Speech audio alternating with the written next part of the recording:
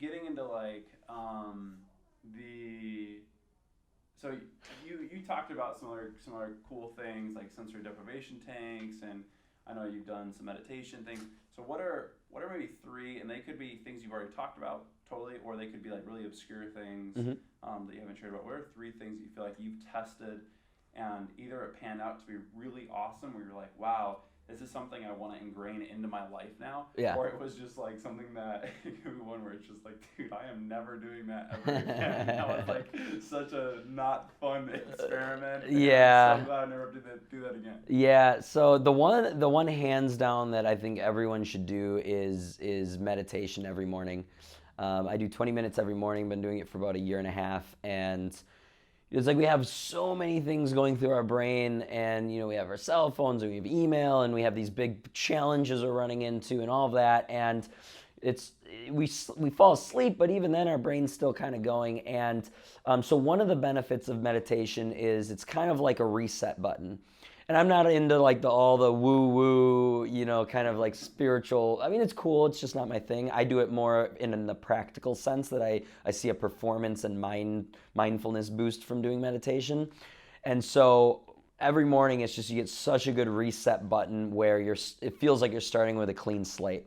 I think when you have so many things going on and your brain's always going, a lot of type A personalities are always going, their brain's never shutting off. It's like you're always feeling like you're trying to pull yourself out of quicksand.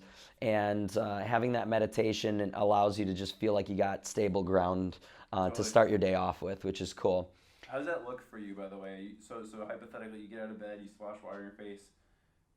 When it comes time to do your meditation, what is that process like? Yeah. What's the routine? I think the hardest part is I think people feel like they have to do like right out of the gate 20 minutes. And you really, I think if you try and do that, you're gonna do it for a couple days, and then you're just gonna be like, all right, I don't have time for 20 minutes. I got to do this. I got to do that. So I'm very much like start with more than achievable, something that's more than achievable for you. So if you think you can do 5 minutes, do 4 minutes to start for the first week or two. And once you feel comfortable there, then you can increase it. So what I actually did when I started, I tried to just do long sessions, didn't work. So I actually just picked, even though, typically you try and sit in silence so you can focus on breathing and mindfulness. I actually just started by putting on one song that I felt was very calming and relaxing to me. And the song was like 4 minutes. So I knew if I just sat, it kind of had the start and the end. I knew if I just sat for the 4 minutes through the song, I'd be good. And then after a couple weeks of that was no problem. Was enjoying that. Added another song to the playlist, and then another song. And soon I had 20 minutes worth of music. And it was just calm, relaxing music. And then I switched and started. Then every week I would decrease the volume, so the volume got quieter and quieter, quieter. So that eventually, after 6 or 8 weeks, it was like, or even a couple months, it got to the point where I just didn't need the music to be able to comfortably sit. Because I get a lot of times people are like, well, I'm antsy, I got ADD, I got all this stuff, and that was a way for me to slowly ease into it. There's also there's two apps, Calm and then Headspace. Those are good. They're kind of guided meditation, so they kind of talk you through some of the breathing stuff, and it's another good way to slowly ease yourself into that. And there's really no. I think when we think meditation, you think someone like floating on a cloud at the top of a mountain and all this. There's no right or wrong way to do it. Like literally, we could just be sitting. I could be sitting in a chair like this with my back against the chair in a relaxed position, and Sure. and be able to do it. It's really more about being able to separate your thoughts from your actual perception and be able to just like be really conscious and mindful of the things you're thinking. So that's kind of the second benefit. And this is a long-winded answer. I'm very long-winded. That's the long-winded answer to this question. No, that's great.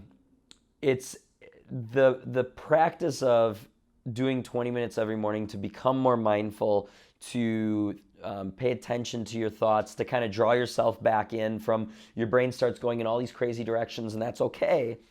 The point when you first start out with meditation is not to try and not let it go into those directions. It's okay if those goes in the directions. It's to be mindful that, hey, I am in these directions. Let's pull me back in. And so that activity of noticing your mind's out here and pulling it back into your breath, that's what when you first start, is what you're trying to train. The cool thing is that translates into other parts of your life.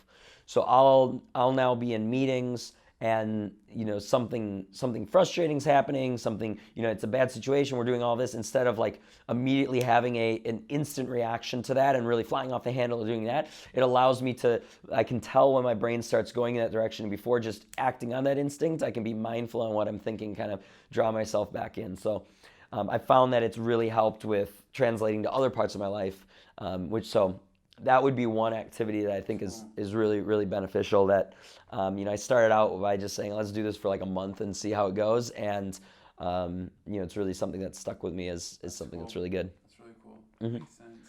It's kind of just like that, just being still for a moment and like not listening to anything, and like the power that can. Yeah. It's just you and your thoughts. That's cool. So and then to talk about the sensory deprivation tank, so that's kind of like taking that one step further. So now not only are we sitting mindful with just our thoughts, it's like we're cutting out all the sensory stuff on top of that, and making sure cell phone's not in arm's reach and all of that stuff. So I think that's kind of, I would highly recommend it. I would definitely recommend doing it committing to doing it at least 2 or 3 times. Because the first time you're just kind of like, okay, this is kind of weird. How do I relax? Yeah, like you're kind of tense. And by the second or third time you do it, you can like really relax a lot better. So, that's awesome.